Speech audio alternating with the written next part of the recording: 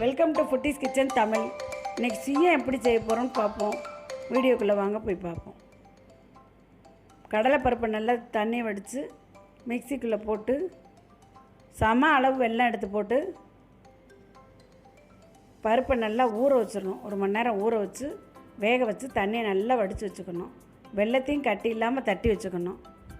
தட்டி வச்சுட்டு அதை நல்லா பூரண மாதிரி வர மாதிரி மிக்சியில் அடித்து எடுத்து வச்சுக்கிறணும்.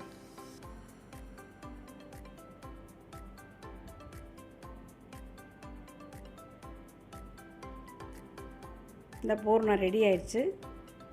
அதை கடாயில் எண்ணெய் ஊற்றி நல்லா எண்ணெய் காயவும் பூர்ணத்தை நல்லா உருட்டி வச்சுட்டு ஃப்ரெஷ்ஷாக இருக்க இட்லி மாவு அதை அந்த பூரணத்தை உருட்டி உள்ளே டிப் பண்ணி எண்ணெய் காயவும் அதை போட்டு பொடிச்சு மெதுவாக ரொம்ப மீடியமாக வச்சுட்டு பிரட்டி எடுக்கணும். இதுக்கு மாவு வந்து பச்சரிசி மாவும் புழுங்கரிசி மாவும் பாதி பாதி போடலாம்.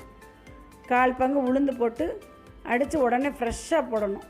இல்லாட்டி வீட்டில் திடீர்னு இட்லி மாவு இருந்தால் கூட அதுவும் போட்ட மாவு தான், புளிச்ச மாவுலாம் போடக்கூடாது. போட்டு எடுத்து அந்த பூரணத்தை டிப் பண்ணி எண்ணெயில் பொரிச்சு எடுத்தால் நல்ல மொறுமொறுப்பான சுய்யம் கிடைக்கும். டேஸ்ட்டாகவும் இருக்கும். வீட்டில் இருக்க பொருளை வச்சு இந்த இது பண்ணலாம்.